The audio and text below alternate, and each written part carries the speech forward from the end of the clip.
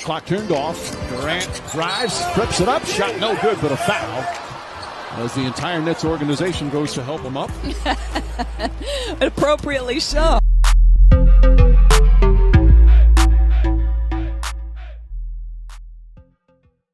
Welcome back to Ball Don't Lie, episode 34 here on Penn State Sports Night. I'm Hunter Pitcoff here with Matt Szczypiorski.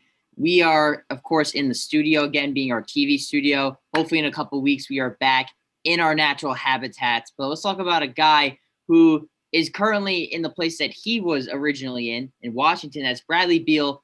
And, you know, there's a whole lot stirring the pot here. But according to reports, he apparently wants to stay in Washington. I don't know why, Matt, but he does. He feels like he's getting, quote, nitpicked for wanting to stay there. Matt, what's your whole thoughts on this? I know we've talked about it a lot. Are you surprised Bradley Beal wants to stay in Washington? Do you even believe him? I'm a little bit surprised, obviously, and I'm not sure how much I believe him either. You know, normally we commend guys for wanting to stay with one team for their whole career, but in this situation, it's like you're in the prime of your career. Why do you not want to play for a winning team? Yeah, I feel like I want to talk about that last point you brought up because, you know, I mean, he technically played for the Wizards, but like Michael Jordan, it's like, right, he won it with the team that drafted him. Kobe, Magic Johnson, Bill Russell, Dirk, even like guys like that, Steph Curry, maybe in like the modern NBA. But I feel like, you know, guys like LeBron really like kind of changed the narrative of like player mobility and being able to win it in multiple places, which I think is arguably as equally impressive, being able to go to a team and right away make him a championship contender, which is what a Kawhi Leonard has done and a LeBron James has done. And even Kevin Durant's kind of done it too. So I feel like, you know, it's definitely changed a little bit. Yet we still do criticize these players. I'm not sure that's particularly fair, but yeah, Bradley Beal apparently, I guess he's okay with, you know, losing games when they score 140 points and he has 45 of them, but that's all right. It was a wild ending though in that Brooklyn game. And I know it happened a couple of days ago, but again, this is a weekly podcast here. They apparently, in case you didn't watch it, Bradley Beal had a pull-up three, pretty deep one too, and then they stole the inbound pass. Russell Westbrook, of all people, your favorite person, Matt, hit a corner three that ultimately sealed the game for Washington. And apparently a fun little stat here. Teams are 9-2, 23,498 when trailing by 5 or more points in the final 10 seconds of a game. It's a pretty interesting stat, Matt. It's funny because it actually happened in back-to-back days last week. Yeah, I mean, SportsCenter had a ball with that stat. They were bringing out all those statisticians with that one. But it is pretty cool to think about. You know, it's one of those weird things in sports where a weird phenomenon like that happens, where it's like feels like a 1 in a million type situation. It happens back-to-back days. Yeah. So I guess it's the NBA. Yeah, there's always something you haven't seen yet. I also love this quote after the game. Scott Brooks said, "That was the first game all year I had a White Claw." The man's watching his figure. You got to respect it. Yeah, I who would have known that the head coach of the Wizards was pounding the claws. But let's talk about something else here. We kind of had an interesting debate last week about, you know, the NBA and having the All-Star game and if they even would. But it's looking like that it is going to be in motion because the NBA and the NBPA, as the Players Association, they're making progress towards a March 7th All-Star game, which is going to happen in Atlanta, not in Indiana like originally planned. And apparently the dunk contest and three-point contest will also be in place, and it will all happen in one night. I'm imagining that those events will happen first, and later will be the All-Star game. Matt, what's your thoughts about all of this? It seems like this might actually be coming to fruition. Yeah, I still don't agree with the logistics of the event, but bringing all these players in, obviously, it feels like it could be a COVID outbreak there. But as we've said before, it's all about the almighty dollar. So that's the reason they're doing this. And if they are going to do it, they might as well go all the way in. And I'm glad they're bringing in the three-point contest and the dunk contest because those are probably my favorite competitions. And, you know, it wouldn't be All-Star Weekend without those two. So, you know, if they're going to do it, I'm glad they're going all the way in. Yeah, I feel like the dunk contest, I mean, from the fans, obviously, I've never been to an All-Star game, but, you know, when we watch it from home, I guess, you always are like, oh, my God. But, like, it's definitely different when the crowd's in there. So I wonder if that has any effect on how it's going to be and how creative guys are going to be. I don't know, but that's all hypothetical. Let's talk about things that actually happened. There was a lot of interesting beefs that were going on last week, Matt, between some very interesting players. Let's start off with the first one here, LeBron James and courtside Karen, if you want to call her that. She was caught taunting LeBron from the Atlanta Hawks. It was at the Atlanta Hawks arena, Phillips Arena. She was taunting LeBron James a bit, got thrown out of the game. I always remember my basketball days, parents of players, complaining that their son didn't get the foul or whatever, and I'm getting thrown out of games back in my travel days. But so I always find it funny when fans get thrown out of games. It's always the most entertaining part to me. But LeBron actually said that he didn't even think she should have gotten thrown out. And yet this woman still had the audacity to complain about him on social media, all for clout, of course. What was your whole opinion on this situation? Well, it was obviously all for clout. There's no doubt about that. I thought the funniest part was LeBron calling him steroid, or he said all steroid blank. Can't say that last word, but it was pretty funny to hear him say that on live television. There, got the cameras catching that. And it's quite funny that that LeBron can still get heckled like this, and this 25-year-old woman thinks she even has a chance against LeBron. And this, old steroid guy thinks he has a chance to out-tough LeBron, who's a 6'8" locomotive. I don't get why fans are even entertaining that notion. I just find it funny that even though there's probably only like 20 fans in the stands, that LeBron James still somehow gets heckled by somebody. Yep. Mm-hmm. It never stops, I guess. But let's talk about a really interesting beef here between the Golden State Warriors and the Detroit Pistons. So Klay Thompson was channeling his inner broadcaster, if you will, was on the Warriors' local TV broadcast. And after the game, apparently Ronnie Magruder for the Pistons exchanged words with some of the players after the game, being the Warriors. Juan Toscano Anderson for the Warriors apparently said something about Wayne Ellington. Ellington then told Magruder, and Magruder, I guess, was the enforcer. And Klay Thompson said, quote, "This dude might be out of the league soon. He's probably mad about that. Who knows? Over here trying to start something like he's a good player or something." And then Draymond Green doubled down on that in the post-game presser, saying, quote, "When the blank did Rodney Magruder become the tough guy of the team? If you really wanted to do something, you could have done it. Blank over there talking like he's a team tough guy. Get the hell out of here." So again, and Wayne Ellington also had a whole thing after too, saying how Draymond, Klay, and the rest of the Warriors had no class or respect. So Matt, what was your whole take on this? I mean, I don't think you should get blown too out of proportion, but it's entertaining. Yeah, it seems like both sides seem kind of butthurt to me in their own way. The fact that Magruder had to say something, felt like he had to say something at all, felt like he was a team tough guy when he was like the 14th or 15th guy off the bench. Klay Thompson, I thought it was kind of funny. It was perfect for entertainment, perfect for TV. Draymond Green, that's just kind of what you expect out of him. So the NBA is just so unnecessarily dramatic. You see it with the LeBron thing. It's like you have to like put a sign up that says, 0 days since the NBA has been unnecessarily dramatic, and keep updating it every time there's some over dramatic reaction to something. But it just seems like everybody's getting butthurt nowadays about anything. So I mean, it is what it is. But yeah, I feel like that's a thing. You brought up a good point, because I feel like in other sports, like, it's not uncommon for guys to like get physical and start like going at each other. You rarely see it in the NBA. No one wants to fight. That's how it is. Everyone just loves to talk trash and then just walk away after. So I highly doubt this escalates more into anything, and nor should it. But it made for a funny moment sometimes in regular season. It could be a little dull. At the very least, it just gave us some entertainment for a really random game between the Warriors and the Pistons. Yeah, the Warriors and Pistons, obviously, they have a great rivalry going. Really, a lot of history behind that one. Yeah, hopefully. Klay Thompson will drop like 60 points when he's back against Detroit. I imagine so. But speaking of an ongoing beef, let's talk about Kyle Lowry and Aaron Gordon. Probably one of the most least suspected beefs in the NBA, but this does have some history to it. Kyle Lowry basically said in the bubble when they went at it, he said, "Meet me at room 836. Obviously, they were in the hotels. And Kyle Lowry basically said, "If you want to fight, let's freaking do it." But then Aaron Gordon in previous game against Orlando, a game where Fred VanVleet absolutely went off. All right, that was the game after. But Aaron Gordon basically shoved Lowry to the ground on off-ball play. Definitely was a cheap shot. And now Aaron Gordon is also out 4 to 6 weeks with a sprained ankle. So I guess karma is a you-know-what. But I want to hear your opinions on that though. Do you think that the Kyle Lowry-Aaron Gordon beef is one of the most underrated beefs in the NBA right now? Well, I hadn't even remembered that this was a beef until I saw the highlight the other day. There was also an instance in the bubble where Lowry fouled Gordon pretty hard, and I think Aaron Gordon might have gotten injured from that. It looked pretty ugly. And then obviously his retaliation the other day was quite fun. It was pretty obvious. He ducked his shoulder into him like he was a linebacker going over the middle. I don't know. I'm not gonna lie. I'm kind of on Aaron Gordon's side for this beef. Kyle Lowry's a Philly guy, but I've found, more often than not, especially these NBA players, I don't like many guys from Philly. I hate the Morris twins. Kyle Lowry's annoying. He's always causing beef for no reason. He's a good player, but he's kind of a nuisance. So I think I'm kind of on Aaron Gordon's side with this one.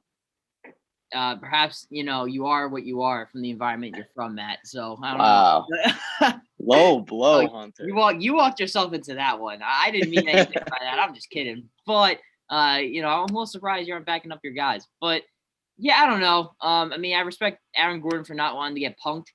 It's just interesting. Like, these guys probably never guard each other. Like, Kyle Lowry's like 6 foot and Aaron Gordon's like 6'8", or probably a little shorter. But like, they don't play the same position. The Magic and the Raptors, I know they've played each other in the playoffs, but like, outside of that, like, this team doesn't really play each other all that much. So it is interesting how this is somehow like one of the most like known beefs in the NBA, even though like there's not a whole lot at stake with it. I don't know. I just find it like pretty comical. Yeah, it's much like the Warriors Pistons beef. It's pretty random. It's just guys having on-court beef with each other one time and then carrying that over for forever. It's the Russell Westbrook of dramas. Just hold on to it forever. Yeah, well, Russell Westbrook beefs with anyone who's like not wearing the same jersey as him. So this one's a little different. I don't want to see Aaron Gordon and Kyle Lowry beef with too many other people, but I don't know. But let's talk about a guy in LaMelo Ball. Got his first career start. A lot of people were calling for it, but Terry Rozier did not play. I believe he had an ankle injury. Yep. But we'll see what they potentially do if they enter Rozier back in the lineup, or maybe they do have him permanently come off the bench and fully give the keys of the car to LaMelo Ball. But Ball put up 14, 7, and 5 versus the Heat. Do you agree with this move? Is he the front runner for Rookie of the Year? What's your thoughts on this? In terms of the move, in terms of if he'll continue to start when Rozier comes back in the lineup, we see it all the time in sports. A guy gets injured, a younger guy comes in, and the injured guy never gets a spot back. It's like the NBA light version of Bledsoe versus Bledsoe and Brady. But right now, in terms of Rookie of the Year, I think I'd give it to Tyrese Halliburton. It's still early, but I talked about him last week. He's still shooting well over 50% from three, which leads the entire league, not just rookies. And honestly, with LaMelo Ball, I'm just tired of the NBA and their outlets like House of Highlights, Bleacher Report, trying to force LaMelo onto the fans. It's getting kind of weird. It's getting kind of LeBron love festish. Yeah, well, he did win Rookie of the Month in the Eastern Conference, so definitely off to a nice start, and perhaps those numbers will uptick. And once he kind of figures out the NBA game and things start slowing down for him, I think that LaMelo Ball could definitely be in the driver's seat. And I also do think that he was my pick for Rookie of the Year entering it, so I'm going to stick to it for now. But let's talk about a couple injuries in place here. Myers Leonard is done for the season. He had shoulder surgery. George Hill out for at least 4 weeks, if not more, with right thumb surgery. We've talked, for the Thunder, it is what it is. They're not necessarily a great team, but that probably hurts George Hill's trade value a bit, because I definitely think there's a bunch of teams that would want him. But now that he's hurt, no one's going to try to trade for him, I imagine. And then Myers Leonard, for a team that is very thin at the big man position and guys that can really shoot threes at the forward position, that actually is kind of a big, not a huge loss, but somewhat of a loss for Miami. Yeah, Myers Leonard, it seems like he's been hurt a lot, man. I mean, he missed the entire playoff run last year, it seemed like. And even this year, I'm not sure how much he's played. How many games have he even played this year? Not a lot. I think I saw it was only like 5 or something. Yeah, and even then, it doesn't seem like he's making that big of contributions for Miami there in the 5 games that he's played. It's a big loss, but, they've learned to play without him, so I think they'll be okay once they start to turn around here a little bit. Yeah, the Heat are 7-13, so it's not good to hear anyone get hurt for them. They kind of need all bodies on deck at this point. But the Brooklyn Nets, we talked about, right? You give up the house to get James Harden, and now that they have to go scrambling looking for guys, and it looks like one guy they're going to bring in is a former NBA champion, Iman Shumpert. He's going to sign in Brooklyn. What's your thoughts on this? Do you think he can make a solid contribution to his team?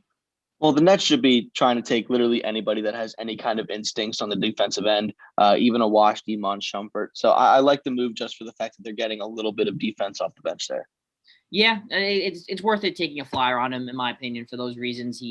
I believe he even started an NBA Finals game. He plays defense. You don't need scorers. You got plenty of that. So if Mon Shumpert's willing to buy into his role, which we've seen him do, I think this actually could be a nice signing for them. But let's talk about another guy who the Nets could be going after, as well as the Celtics and your 76ers. That's going to be J.J. Redick. The Pelicans are actively shopping him. I imagine he will get traded before the deadline.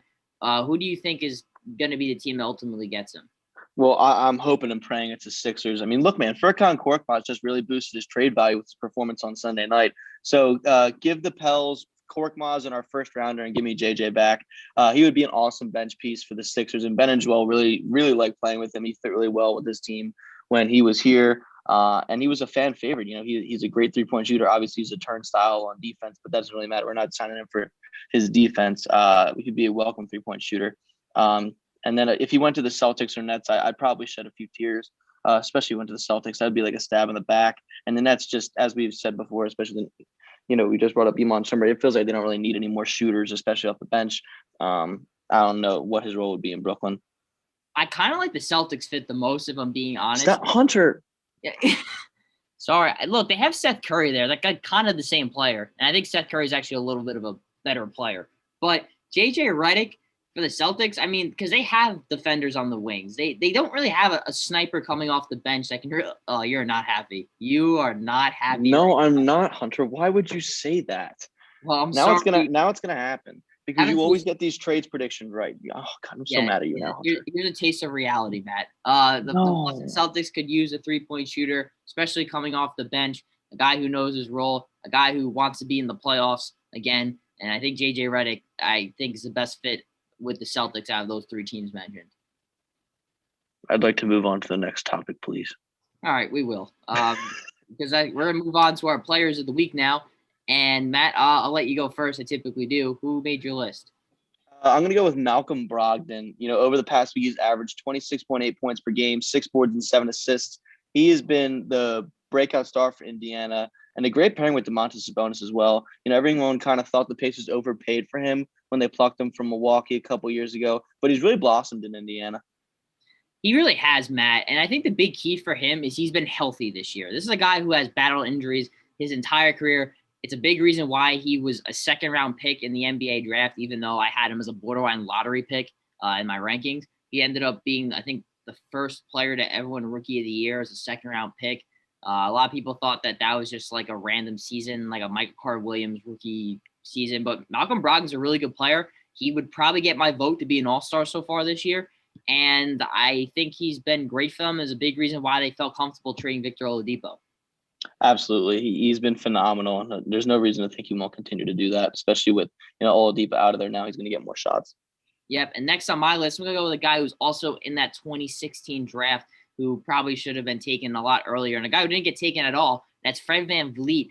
54 points yesterday, Matt. He originally was not on my players of the week list, but he had a 54-point game. I wanted to highlight him because that is the most amount of points in a single game for an undrafted player in NBA history, passing Moses Malone. So that's some pretty good company to be in. Fred VanVleet really secured that bag for Toronto, and it seems like things are starting to turn in the right direction in the 905.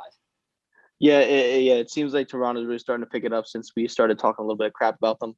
Fred VanVleet has really proven his worth on that contract. Probably could have gotten even a little bit more if they knew he was going to drop 54 points in a game. But he's continued to be what the Raptors need him to be. He was great in that finals run. He's been great in the playoffs, and he's going to continue to be great for them. Yeah, I think Fred VanVleet is just like a dog too. And that's a guy who shows up in the lights of the brightest. So Matt, who else made your list here? We talked about him earlier. It's Bradley Beal. We talked about him earlier and how he should be traded and how he should want to be traded. But let's show some appreciation for his play here. In his last 4 games, Beal has scored 47, 26, 37, and 37, and helped bring the Wizards back from the dead to beat the Nets in a wild finish, which you also referenced earlier. He's a lock for the All-Star team this year, regardless of his team's record, I think. I hope so. He's been, you can say snubbed, but I do understand, like, at the end of the day, I do value winning.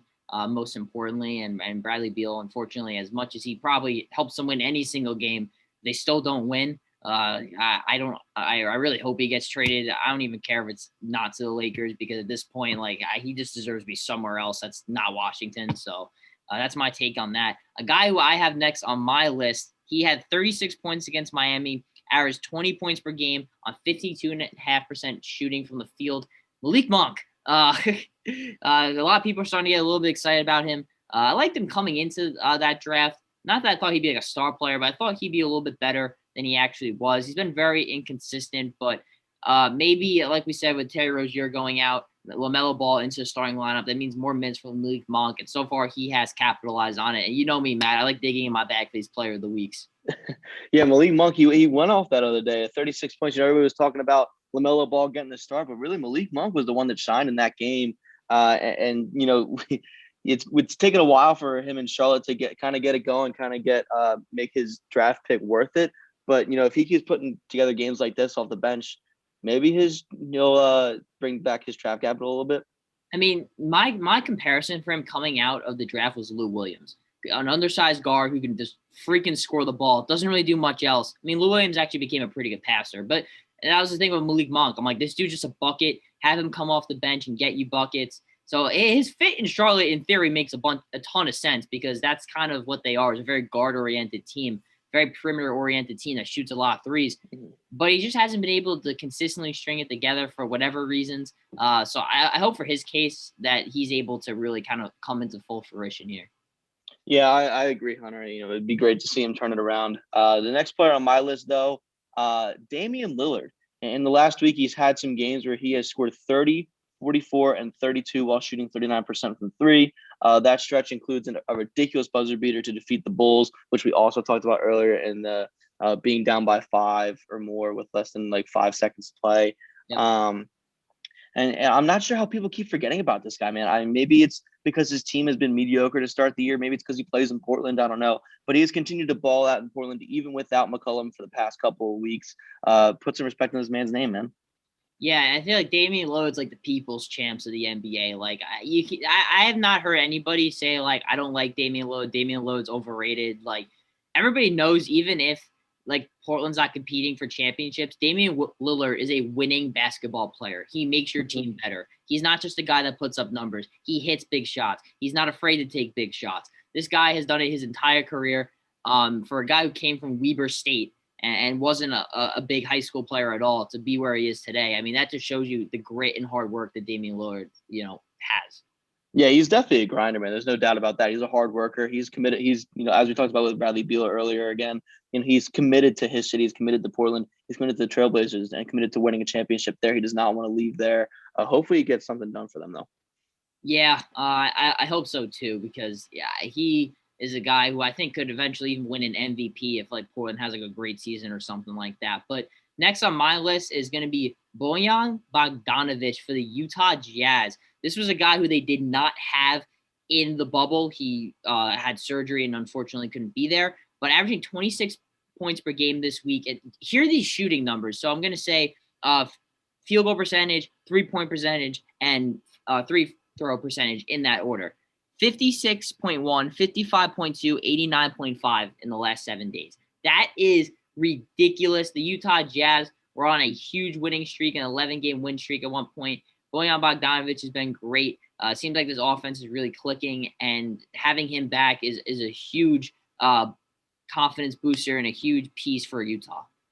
Yeah, it seems like he's the often forgotten about guy there in Utah, with the big names like Donovan Mitchell, Rudy Gobert, even Mike Conley. But Bojan Bogdanovic has been a great player for them, even going back to last year. He had a game winner against the Rockets last year, remember? And they missed him sorely in the playoffs in the bubble. They probably could have closed out that series against Denver when they were up 3-1 and they ended up blowing it in 7 games. They probably could have closed it out with Bogdanovic there.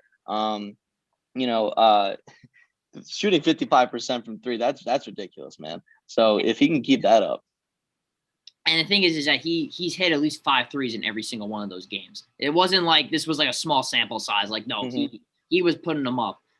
But speaking about one guy who is a European player, we're going to kind of transition into another one here. And as Luka Doncic and the Dallas Mavericks, we're going to figure out what went wrong with this team. I was as high on them as anybody. I had them as my number 2 seed entering this season. I had Luka Doncic as my MVP pick. He's been really good, though. He's averaging 27 points, 9 assists, and almost 9 rebounds a game, shooting 46% from the field, 29% from 3, 76% from the foul line, and has, I believe, a top 10 PER in the NBA. Those shooting numbers are bad, but Luka Doncic is not an efficient shooter. I believe said this on this podcast many times. That is a common misconception about him. But talking about the Dallas Mavericks here, Devin Booker iced them with a game-winning bucket with Phoenix, and with that loss right there, despite not having Donovan Mitchell, they got killed by Utah also. They are currently on a 12-game losing streak in one-score games. That is the third longest losing streak in NBA history. The only teams that have more is this 2016 and 2018 Charlotte Hornets. I guess we can see why Kemba Walker did not want to be there, Matt, because they just kept blowing leads. But Luka, he's visibly frustrated. He's putting a lot of the blame on himself. But do you think that's justifiable, or do you think that there's a bigger issue here, just Luka Doncic? Well, there's definitely a bigger issue there than Luka. Luka's obviously the star player on that team. His shooting could obviously be a lot better. 29% from three is pretty brutal for a point guard.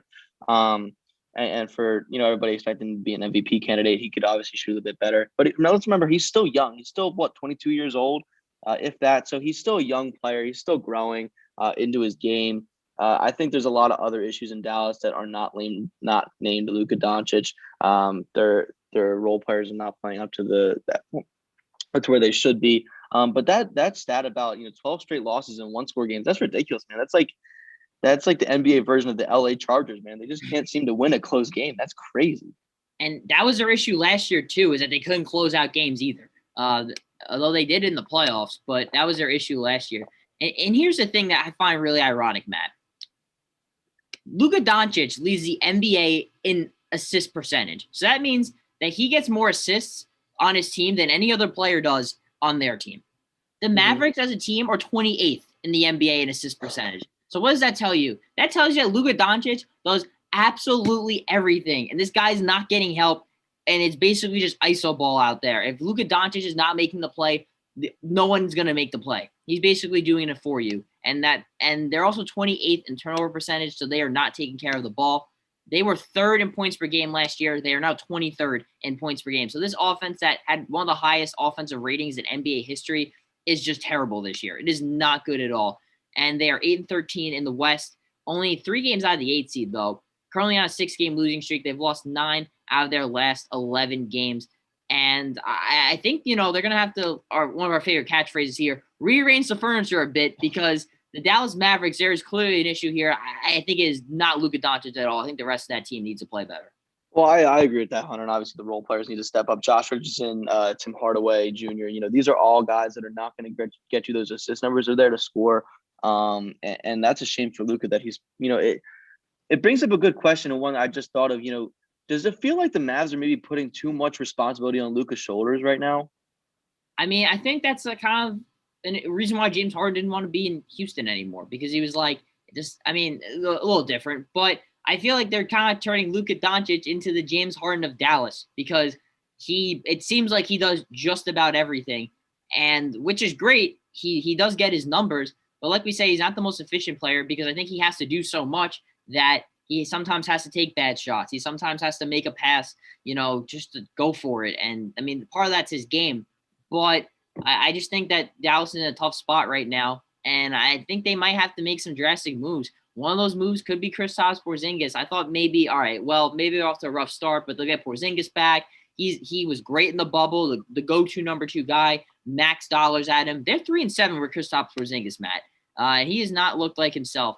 I kind of wonder if they start thinking about it, is he the piece that they're gonna maybe have to move?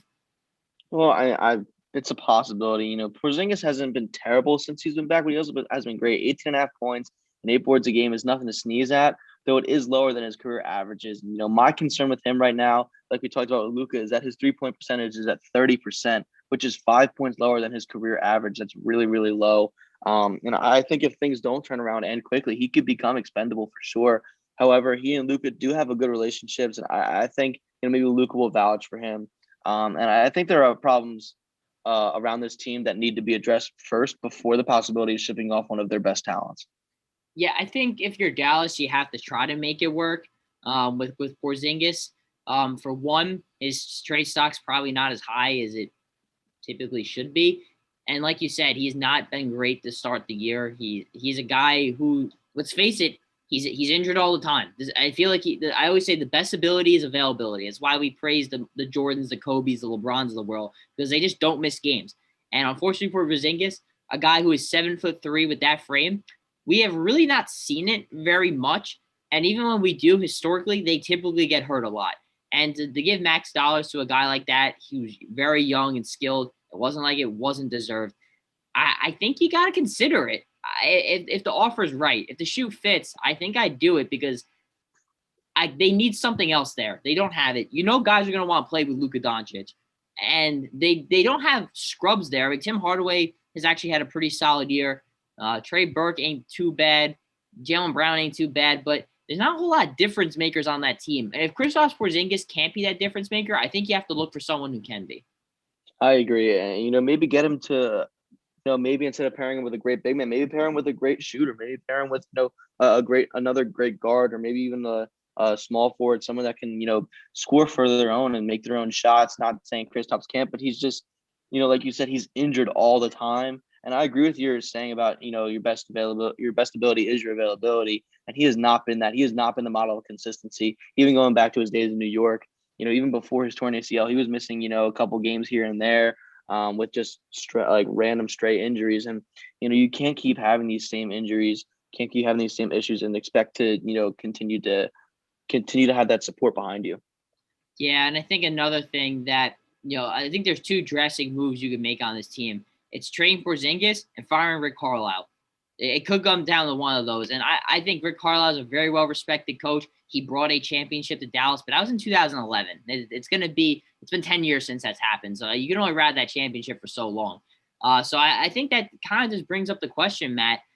Is Rick Carlisle the right guy for Luka Doncic? Would you consider moving on from him if there's a better option? I mean, what's your take on that? Well, it's tough. It seems like everybody in the organization really likes Rick Carlisle. Obviously, that's why he's been there for so long. But I think if the Mavs don't turn it around and miss the playoffs with this roster, he should be gone. Having Luka in the beginning stages of his prime with a decent squad around him, definitely a playoff caliber squad, this team should not be in the position that they are. And I think we both can agree on that. And I think, that blame ultimately will fall onto the coach. And let's put it this way. I mean, they last year were a 7 seed and a very good one that took the Clippers to 7 games. Or was it 6 games? Might have been 6. It was 6. It was a hard fought 6-game series though, and I think one that could have went to 7 potentially if Porzingis was healthy. And they looked great in the playoffs. Other guys other than Luka were great in the playoffs, like Porzingis, Tim Hardaway Jr., Trey Burke. Like it wasn't just him. Like this is a good basketball team that should, like I said, I had them as the number 2 seed. They should have moved up from 7 so far. And look, maybe they turn it around. It is very possible, but things are looking kind of bleak in Dallas right now. And I think that they got to make some sort of move. I think they need to find an offensive guy who can really handle the ball handling responsibilities. Even like what the Lakers did, bringing in guys who can also score on their own. They don't need Luka Doncic. They can go get their own shot. I mean, they have Tim Hardaway Jr., but I think they need more of like a playmaker who can consistently do it. I know they got Burke. I know they got Brunson, but they need a guy who can consistently do it. And I think that could definitely help. Definitely could use some rim protection. Their defense is obviously not great. I think that's kind of their issues right now. Is I feel like it's falling all on Luka, and as a result, it kind of messes up the homeostasis of the team, and they're not really winning games. I totally agree with you, Hunter. Even that big word you said there, homeostasis, that's a good one. But I totally agree with you. I think they're putting too much on Luka's shoulders right now. Is he a star in the making? Absolutely. Is he a superstar already? Absolutely. But he's still 22 years old, man. He's still a young player. You cannot put the weight of an organization on a 22-year-old player who's still growing into his own. And statistically, he's having like the best season of his career too. It isn't like a guy who's like, all right, his numbers have been down. He's doing everything he can. We can both agree on that. Yeah, so I feel like you gotta. If you're a Mark Cuban, I think he will make the honest evaluation of like, we got to do better for this kid because right now things are just not working. We got they got to understand they have a once in a generation talent on their team and they cannot accept mediocrity around them. They can't.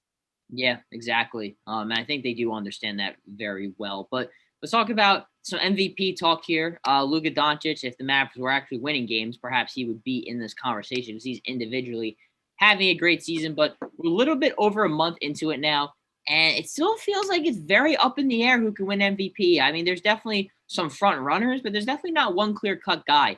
So, Matt, in your opinion, who are some of the guys that, have really kind of climbed their way toward the top this year?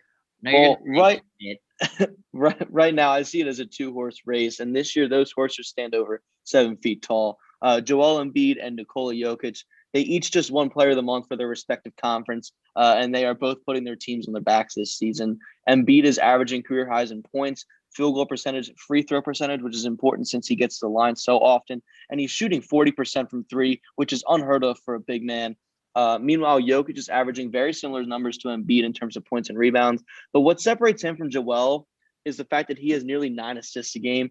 He's nearly averaging a triple-double as a center, which is crazy.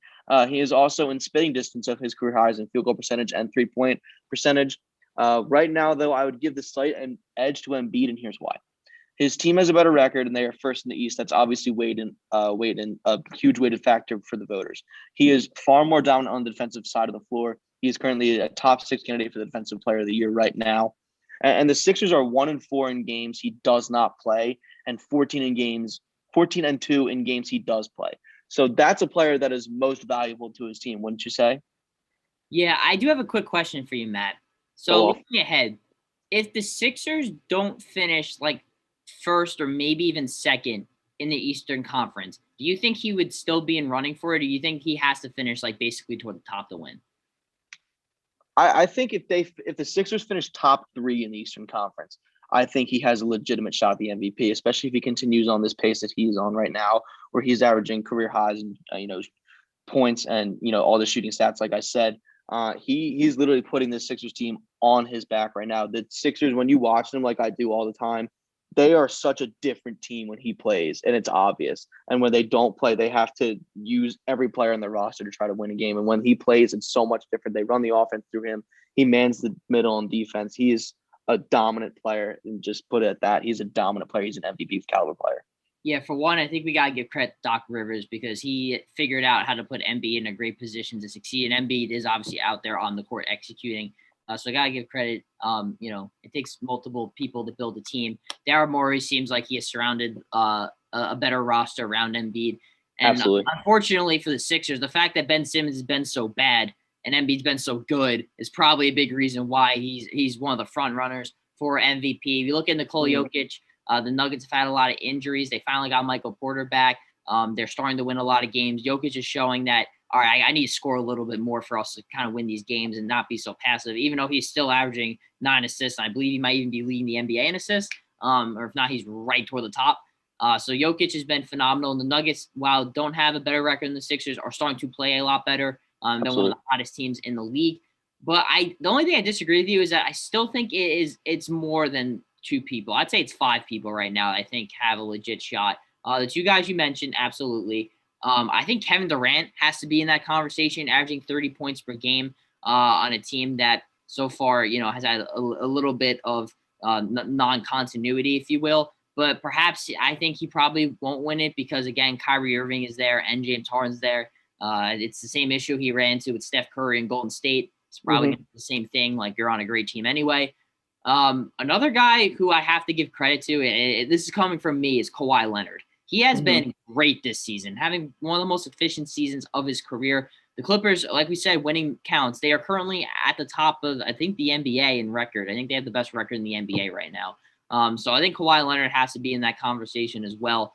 He has had a great season, and so is Paul George. I have to give him credit. But my MVP pick right now has to be LeBron. I think the Lakers are the best team in the league. I think Embiid is probably a close second.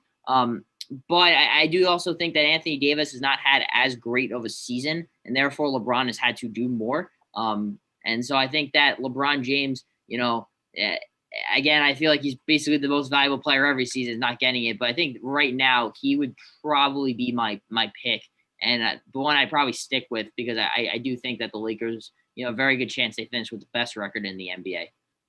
Yeah, I totally agree with you about Kevin Durant. I had him on my list too. I had 5 guys on my list as well. LeBron was on there also. I think, in terms of MVP voting, people kind of get voter exhaustion, voting for LeBron every year.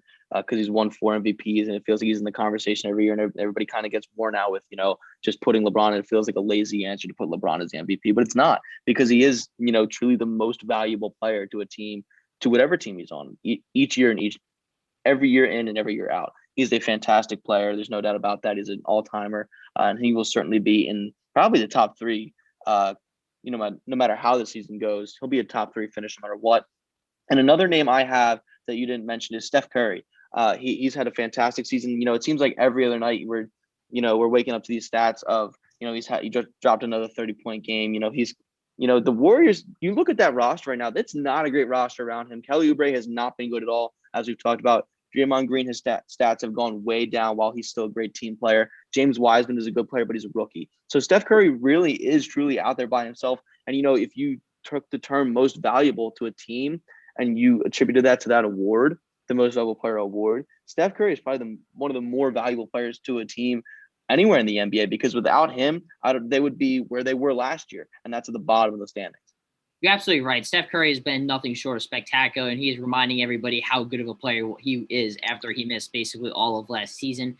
Everything you said is not wrong. The reason why I don't think he will really have a shot to win it is because the Warriors suck. They are not a good basketball team. I've been saying it even before the season started. I'm like, this team is not good. I don't know what people are thinking. I get Steph Curry is amazing, but the rest of that team is not. And, I can't vote for a guy who might make the playoffs this year. So that's why I wouldn't put him in that conversation, because to me, unfortunately, winning matters. And Steph Curry, I'm going to bring up a hypothetical to you here. Okay. Let's say that Klay Thompson comes back. He's not the same player. The Warriors keep losing games. Does Steph Curry get traded? That would be a tough one to sell to the Bay Area, man. That would be a tough one to sell. Does Steph Curry have a no trade clause? I'm sure he does, but again, it's one of those things like that he can approve of any. It's like Deshaun Watson has a no trade clause. Like, he's just going to approve of a trade that he agrees with. Mm-hmm. Yeah, I just feel like Steph is so attached to that area, and that the same way that area is so attached to him. I think things would really have to go sour, and I think he would have to start really getting frustrated with his situation there. He loves playing with Steve Kerr. It seems like he loves that organization. It seems like. And he just always seems like he's having fun playing for that team. So as of right now, I could not see him getting traded. But if that situation does arise where Klay Thompson comes back and, he's not the same player he once was, which is definitely possible, torn ACL and torn Achilles in 2 consecutive years, that's certainly a possibility. Maybe he does ask for a trade. I don't know, but I would be shocked if he does that anytime soon. I wouldn't say anytime soon. I don't even think this season, maybe not even next, or maybe midway through next. Because here's my thing. They are in cap hell right now. Klay Thompson's paying max money. Draymond's getting pretty close to it. And Steph Curry, he's either the highest paid or he's like second or third highest paid player in the NBA. Yeah. They don't have like the ability to get more guys. And they have Andrew Wiggins too, who gets paid way too much money. So they don't have the ability to really get better. This is kind of what they got. You better just hope that they find unrestricted free agents that are just lightning in a bottle. And would it be crazy to think, now hear me out here. This is off the top. Steph Curry gets traded to Dallas. Steve Kerr follows him and Luka Doncic. You're saying Steve Kerr and Luka Doncic? They basically, we'll say a year and a half from now, Steph Curry gets traded to Dallas. Steve Kerr follows him, becomes the head coach of that team. Steph Curry, Luka Doncic. Wow. That would be quite the guard combination. That'd be pretty lethal. I mean, that's probably your most skilled backcourt of all time. Oh, yeah. That's a lot of skill right there. And I think it works because both of them can play. Steph Curry plays really well off the ball. Well, I think you'd have to get rid of Porzingis at that point, just because I don't think the salaries would match. Curry would be making too much, Porzingis making too much, and then Doncic would be owed too much eventually. They'd sign him to his max contract extension when he's eligible. Ooh, that's tasty. That's tasty for sure. I mean, I would love it. I just don't know if that's feasible. I don't know if Golden State would be willing to not only lose Steph Curry, but also lose their best head coach of all time in Steve Kerr. Well, I'm saying Steve Kerr would just probably leave. Really? Well, you don't think he'd follow Steph Curry to Dallas? And if I'm Dallas, I would definitely bring Steve Kerr. Oh yeah. Rick Carlisle. Dallas is not the issue in this trade. Dallas would accept both. Would probably do whatever it takes to get both those guys on their team. Ooh, that's interesting. That's spicy. Because think about it, like the Warriors, if this is the best we're gonna see of them is like a borderline playoff team, you're probably gonna have to blow it up, and you would get so much back. It'd probably be a multi-team deal. Like it wouldn't just be Dallas, Golden State. It'd probably be like a 4 or 5 team deal. You would probably, I mean, you'd get what like the Pelicans got for Anthony Davis and what the Clippers got what the Thunder got for Paul George. Like it'd be like that kind of level trade. Yeah. You get like 4 or 5, what the Rockets got for Harden, like 4 or 5 first-round picks.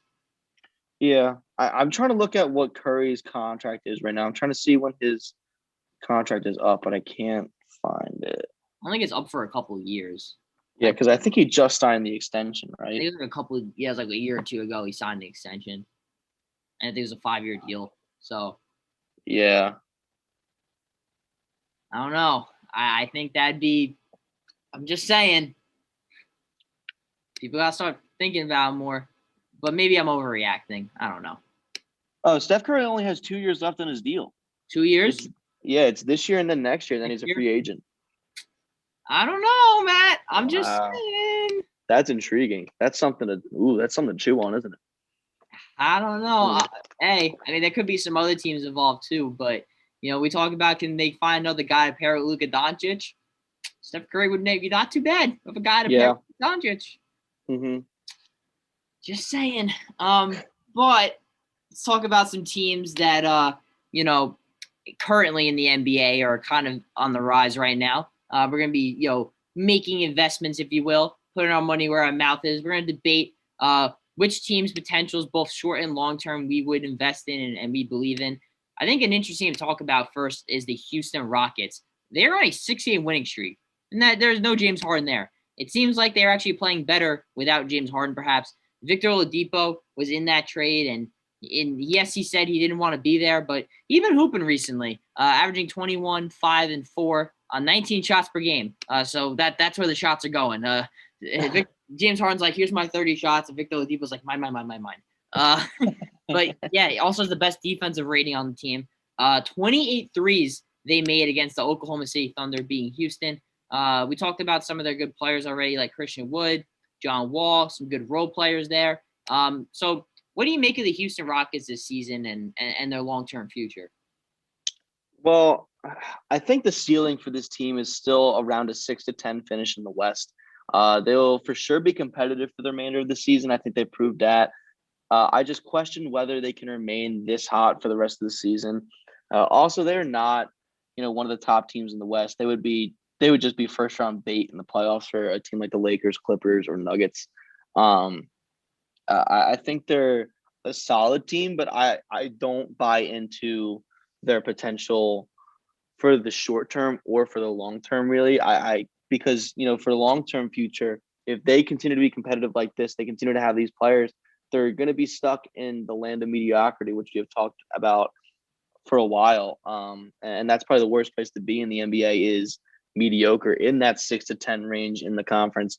So, because you're not going to get the lottery players, maybe they'll get it from one of their traded picks or whatever, but I just don't buy into their potential as a team. Obviously they're a good team right now. They're fun to watch recently, especially six-game winning streak, but I just question whether they're a legitimate playoff team this year or in the future. Yeah, I feel like they're kind of like the Oklahoma City Thunder of last year. Like they're winning too many games, even though they shouldn't be. But at the same time, though, it's not necessarily a bad thing because that's only going to help these players trade value. We talked about Christian Wood's maybe the only guy that I would probably avoid trading away because he's a young guy who I think we have yet to see the best of him. But they got some good role players there. Eric Gordon, DeMarcus Cousins, Sterling Brown, PJ Tucker, Victor Oladipo, not really a role player, but a good player. They even got Jayshawn Tate, who has been a pleasant surprise this year, maybe an all-rookie kind of player. So do you think that, with all these guys playing well, it's actually going to play into the hands of Houston? Because they're probably going to be big dealers at the trade deadline. Well, that could be the case. They could they could be big dealers at the trade deadline. Eventually, trade Victor Oladipo. He's obviously in a contract year. He could probably go one. He wants to go play for a winner. But if Houston he's winning, maybe they'll hold on to him. And even the long term, maybe they find a suitor for John Wall if he continues to play well. Christian Wood, we said he's untradeable, but maybe the right deal comes around. Maybe you're offered some ridiculous picks. Maybe you trade him too. PJ Tucker, Sterling Brown, Eric Gordon, obviously they're going to be worth a good chunk of change at the trade deadline, or even over the offseason. So, I mean, if they keep playing well, they're in a good position to rebuild if they really want to and get out of that mediocrity. I think, and historically speaking, this is an aggressive franchise. This isn't a franchise that sits around, doesn't do anything. Yeah. So I actually trust them a little bit more than maybe other teams that accumulate picks to really actually use those picks and make something out of it. So, because they got some hungry fans too. Like their fans are used to this being a winning franchise, but obviously trading James Harden does change the trajectory of your team. But I want to talk about another team that is currently also on the rise. They were on a 7-game winning streak, but they lost last night to the Indiana Pacers. As the Memphis Grizzlies, they've only played in, I believe, 16 games due to COVID. They've missed a lot of time on the court, but nevertheless, they still seem like they come ready to play. A guy who has actually been very good for them is Kyle Anderson, and perhaps he gets traded. There's been rumors that a lot of teams are interested. Gorgie Jang and Desmond Bane are leading the NBA in three-point percentage. I don't think we would have guessed that entering the year, that those were going to be the top two snipers in the NBA. I want to know, Matt, do you think this is a playoff team? Do you think that they're able to continue this hot streak? I think this is certainly a playoff team. Much like the Rockets, I don't see them making much noise in the playoffs. However, they are on a different trajectory than Houston is right now. They are on the right trajectory in terms of their rebuild, as they are one of the best-run teams in the West. Even though they might not have the same talent as other squads, the talent differential might be more severe, but John Moran is looking like a superstar. And they've got the right guys around him. They've got plenty of shooters around him, and obviously we mentioned Desmond Bane and Dieng. So they have great shooters around him. They've pretty good low post presence in Jaren Jackson Jr. Even Valanciunas has been pretty good. So I think this is a playoff team for sure. Yeah, I think the Grizzlies are definitely going to be competing this year. They're a really good team. I think that if there wasn't a bubble, I think that and coronavirus didn't happen, they probably would have secured that 8 seed, in my opinion. I don't think they would have fallen out of it. But obviously things happen. But this team is definitely on the right path, like you said, Matt. They're one of my more favorite teams to watch. We're big Desmond Bane supporters here on the podcast. We're big stands of Desmond Bane. John Morant is obviously a complete stud too. I think the Grizzlies definitely got something to prove. But a team that, has really jumped into perhaps legit contention is the Utah Jazz. They were probably the hottest team in the NBA. They were on an 11-game win streak at one point this year. They are 15-5. Seems like things are finally coming together. They're a top 5 offensive rating team. Ironically, some of their defensive stats have fallen off, but offensively they've been a little bit better than usual. We know what they have in Donovan Mitchell, but it seems like a lot more guys are beginning to really understand their role, Matt. Yeah, the guy will bring up Jordan Clarkson. He's a 6th man of the year frontrunner right now. I'll concede my Shake Milton case for now because Clarkson is having a Lou Williams type of year off the bench, but not for long. And another guy, Mike Conley, he seems to really understand his role. This is a pretty big deal because it seemed he got it together a lot better in the bubble, and he was really gels well with Mitchell right now in the backcourt. And then in terms of Mitchell and Gobert, Mitchell has been great for this team, and that's City since he entered the league. He deserved that extension, no doubt. Gobert's contract is still iffy to me, but there's no denying how impactful he's been for this team in the bubble last season when they came back and to start this year. He's been great defensively. That's what you expect from him. He's been making the plays down low in the post. He's been scoring efficiently. He gets every rebound that comes even within 50 feet with him. So, the Jazz are really clicking right now. They have a lot of great chemistry for this team. Yeah, you're absolutely right. And it seems like that Donovan Mitchell doesn't even have to do as much, and they're still winning games. But he has been terrific. Don't get me wrong. I think a big reason is the other guys in that backcourt. Mike Conley, it seems like he's really figuring it out in Utah. I give Quinn Snyder credit. That was a big piece that they got. Really didn't live up to it last season, but now seems like he's kind of understanding his role, knowing what he needs to do to help this team win. Bojan Bogdanovic, we talked about him earlier in the pod. He's been great for them, and he's finally back for them. They got guys like Royce O'Neal and Joe Ingles. They brought back Derek Favors to Utah. They got a nice squad there. I think they got some pieces. I think this is a team that could be aggressive at the deadline and try to get one or two more guys to really kind of complement this. And like we said, Matt, we love teams that play defense, and that's what Utah has built their foundation off of is defense. So I want to know, what do you think this team's ceiling is? How far could they go in the playoffs? Are they a legitimate contender, or you think they're just off to a nice start? I think their ceiling is what the Nuggets were last year. Going to the Western Conference Finals, kind of surprising everybody, getting past one of the LA teams to get to the Western Conference Finals, but then ultimately probably falling victim in the Western Conference Finals. I don't think they're better than either LA team, certainly not both of them. So, it's tough. It's tough to get a gauge on them right now because it is early in the season, and it's tough to get a gauge on anybody early in the season. It's tough to see if that'll carry over for the next 4 or 5 months. But they're definitely proving it right now. I think their ceiling is probably 2 or 3 seed in the West. But I think more realistically, they'll probably end up at a 3 or 4, just because the West is so top heavy and so loaded. The LA teams, I think, will be 1, 2. And Denver has started to really play well too. I think it's going to be them and Denver sharing that 3 and 4 seed. Yeah, they had a very quiet offseason, really just kind of looked to retain their talent like Clarkson, Gobert, and Mitchell. And sometimes, if it ain't broke, don't fix it. And they probably have some of the best, team continuity in the NBA, and I think that is a big reason why they've been really good. But let's talk about, a team. We talk about 3 Western Conference teams, have thrown Eastern one in there. The Indiana Pacers. It seems like they can just win in a bunch of different ways. They're big and physical down low, but also quick and agile with some nice shooters on the outside. They've had a lot of guys miss games too, like TJ Warren, Jeremy Lamb, and Miles Turner. And we know what those guys can bring on either side, outside of when TJ Warren plays Jimmy Butler. But again, we talked about how great Malcolm Brogdon's been. Let's give some credit to Domas Sabonis too. He's having a career year, 20 points, 12 rebounds, also almost 6 assists per game, and had 11 games to start off this season with double-double. That's one of the highest streaks in NBA history. They haven't even had Karis LeVert play a game for them. Hopefully he can come back nice and healthy for them, because I think that's going to be a huge boost. I just kind of wonder, Matt, how good can this Pacers team be with a full healthy roster? They can be a dangerous team for sure, Hunter. We talked about them a bit last week, and I compared them to what the OKC Thunder were a season ago. A great overall team with a couple of low-key stars that won't be given much recognition on SportsCenter, talked about on First Take ever. But they are a solid team that will give any team in the East some trouble.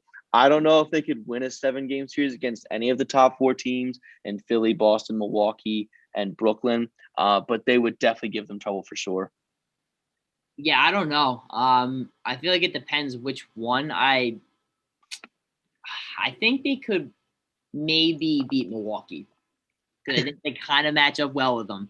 That's the only. Well, I do kind of agree that I think that they match up well with Philly, but hey, Hunter. I think Philly's a better team, but they do match up pretty well with them. I think they would cause a lot of problems. I do tend to agree with you.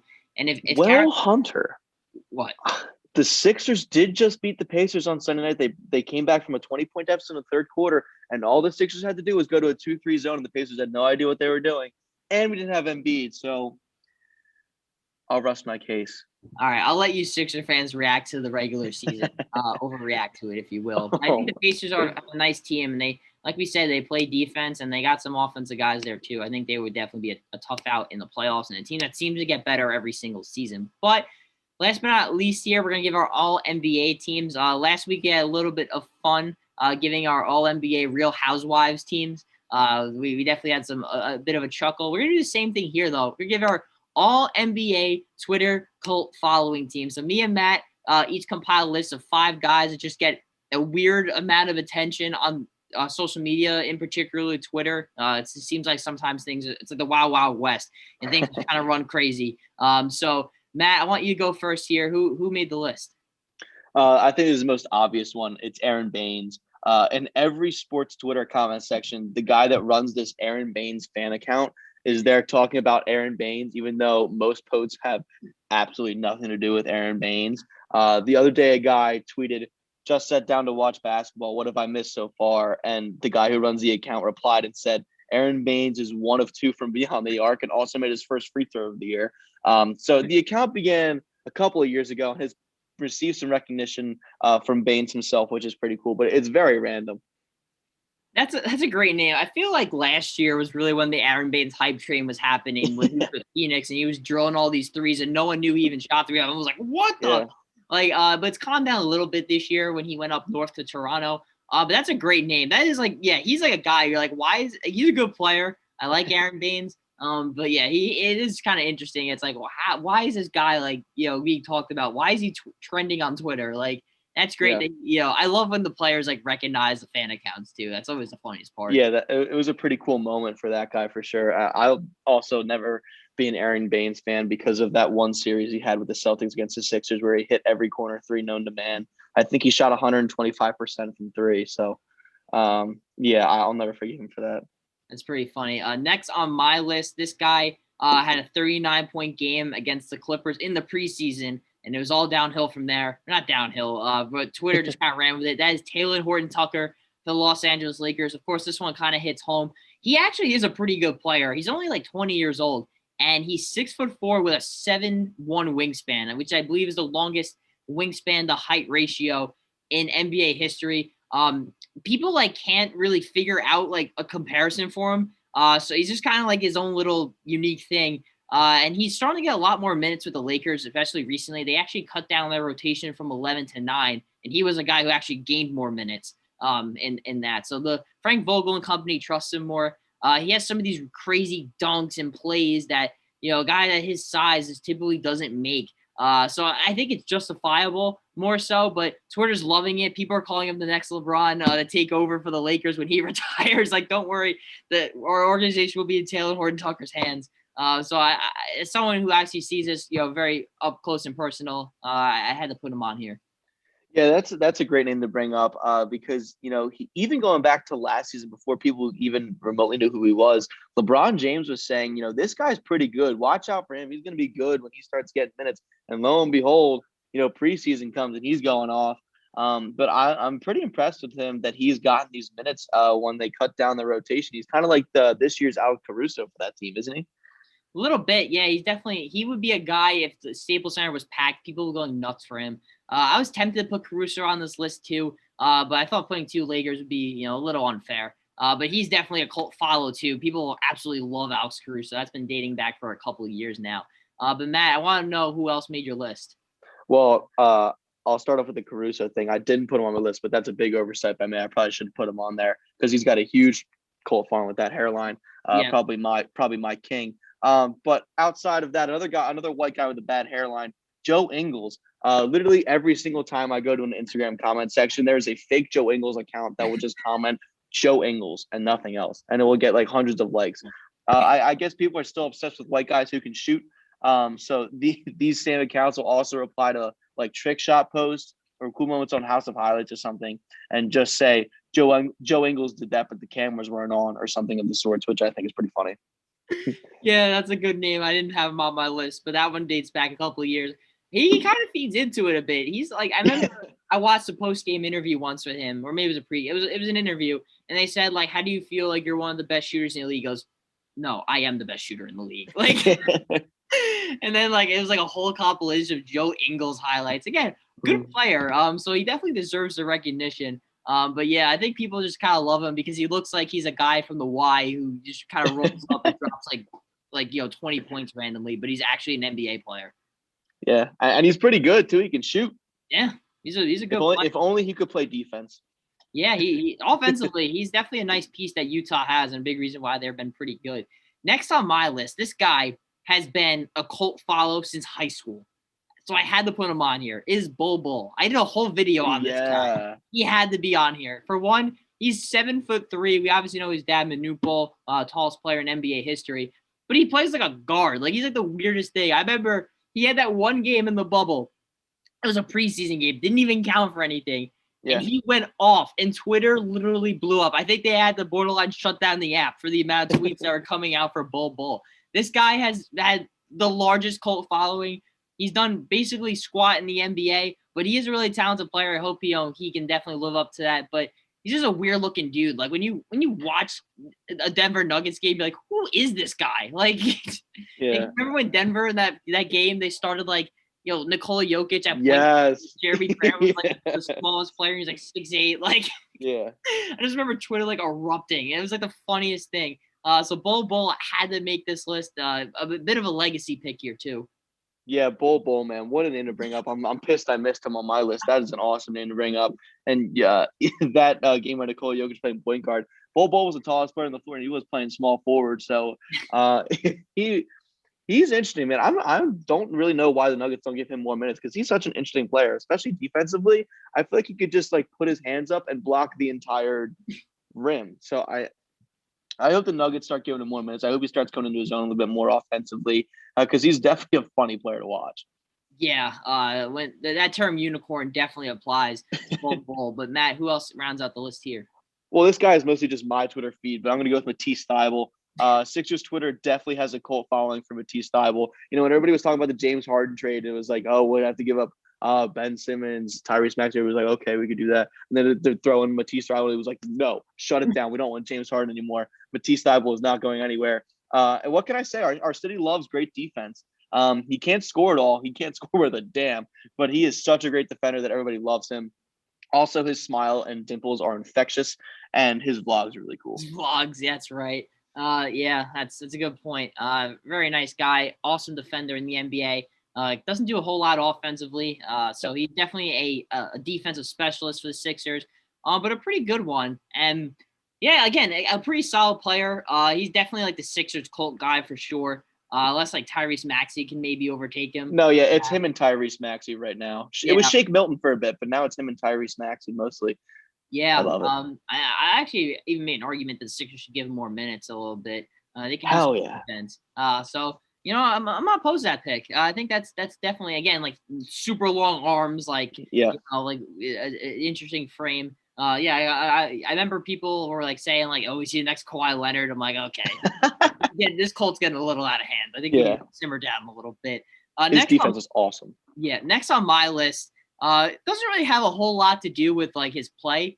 But this guy basically, anytime he enters the game, TD Garden goes absolutely nuts. And as Taco Fall, I had to put him on here. He is a fan favorite. People love this guy. The amount of memes that come out with him, I think there's like this clip where you see it's like I guess some guy on the sideline was recording it off his phone, and you see Brad Stevens look over and just go like this. Taco Fall rips off the warm-up, runs in, the crowd's going nuts. The team goes nuts every single time he scores. Seems like a really nice guy, a quiet, humble guy. But I think that almost makes it funnier that Taco Fall is just like this bigger than life, pun intended, guy. Yeah, I remember even at UCF, like when he committed to UCF in high school, everybody was like, "Whoa, this dude is ginormous. Is he like real?" And then he was like starting playing, and they were like, he wasn't that great, but when UCF made the tournament that one year, they almost beat Duke. They probably should have beat Duke. I'm still mad about that game, but Taco Fall was awesome in that game. And I think my favorite Taco Fall meme is that video from high school of this fat, like pudgy-wudgy guy, like 300-pound guy, looking at him, guarding him, and just shaking his head like, oh, what am I supposed to do? It's the fun. I don't know if you've seen the video. It's the funniest video I've probably seen with Taco Fall. Yeah, Taco Fall is like a walking, living meme. Yeah, this guy. And I'm glad he's still stuck around the NBA, and the Celtics seem pretty content on keeping him. But I want to know, Matt, who else made your list here? This one, we talked about him before. We talked about him a little bit ago on this podcast. Desmond Bane. He had a huge following on Twitter before the draft. And it seemed like every team past the lottery wanted this guy on their team because he was a fantastic three-point shooter and a good defender. Yet he somehow still slipped to the last pick of the first round. Yep. He's the prototypical 3-and-D guy, if you will. Now he has only proven Twitter right because of the way he has played so far this season, as he has a better 3-point percentage than field goal percentage, which is weird, but just the way NBA Twitter wants it. That's exactly it. Yeah, I feel like Desmond Bane and Michael Porter Jr. are cult following guys on this podcast. We seem to be obsessed with them. Yeah, Desmond Bane is a great example. Like you said, has a higher 3-point percentage and field goal percentage. We're like, yes, analytics. The fact that he fell all the way in the draft. I feel like the fact that Grizzlies took him too, and that's kind of like the hipster team in the NBA. Like it all just lined up for Desmond Bane to just be this icon on social media. That's great. I love that pick. Next guy, I also put a rookie on my list too, and we actually talked about him also on this podcast. That's Tyrese Halliburton. The fact that he won Western Conference Rookie of the Month, I was trying to look on my phone to find who to put on here, and his name just kept trending. I'm like, this is definitely, this guy has to make the list. Tyrese Halliburton, again, fell in the draft, 6'5", with a handle, shoots the three. He has like that weird looking shot that doesn't make any sense, but somehow goes in. I feel like he's a guy who would like embrace it a bit. He's a very like outgoing, like very smart guy, according to interviews. I heard one executive say like he had the most impressive draft interview he's ever seen. Like, so the fact that he's like high IQ, knows his role, doesn't start, like I feel like that kind of leads into Halliburton, being, obviously he's a good player. He's in the running for Rookie of the Year, but the hype is just kind of, getting crazy now. Yeah, anytime you can shoot over 50% from three and the Knicks pass on you in the draft, you're going to get a big cult following. So I'm super proud of the guy. I love watching him play. And I also love the Knicks passed on him because they could totally use him over Obi Toppin right now. Yeah, Obi Toppin's been struggling a little bit while Halliburton is doing his thing. But they got Emmanuel quickly too. So at least they got one good guard in there. But Matt, who rounds out the list here? Wow, that is really interesting that you say Emmanuel quickly because he's the final guy on my list. This one is also mainly because of my own Twitter feed, as I've meandered my way over to Knicks Twitter because I think it's fun to see New York fans complain. But the main cult following around quickly is because of the incompetence surrounding him. He's easily their best bench scorer and has a floater that has to have magnets directed toward the bottom of the net or something because that zone is pure. Also, the following is mostly just Knicks fans screaming to the heavens about why in the world Elfrid Payton's still starting over him. Knicks fans want to send Elfrid Payton straight to the sun, and they're just begging Tibbs to put him in the starting lineup, but he just won't do it. Yeah, that's a great pick. I had a feeling you were going to potentially name him. That's why I left him off my list. But yeah, Emmanuel quickly, he has been really hooping recently. Had a cool moment with Lou Williams saying that he was one of his favorite players growing up, and he dapped him up. Hopefully for reasons on the court, not necessarily off. No, I'm just kidding. He's like, I love the way you drop those bands in Magic City. I want to be like you. I love that picture of wings you posted, bro. That was for sure. Yeah, lemon pepper Lou. Yeah, but yeah, Emmanuel quickly, guy. Also, too, a lot of people were kind of criticizing that pick. They thought the Knicks overtook him, but they have been proven wrong. And Emmanuel quickly has looked very good for the Knicks so far. Last on my list, this one's going to be a little bit of a projection one. It's going to be Theo Maledon for the Oklahoma City Thunder. Second-round pick this year. George Hill, we just mentioned, is out. So that means more minutes for him. One of my favorite cult following guys, Shai Gilgeous-Alexander, said that he's a really good player and people need to watch out for him. There are talks about him going in the lottery in this draft. I thought that was a little high. I had a second-round grade on him, and he went in the second round. So I was like, okay, I'm okay with that.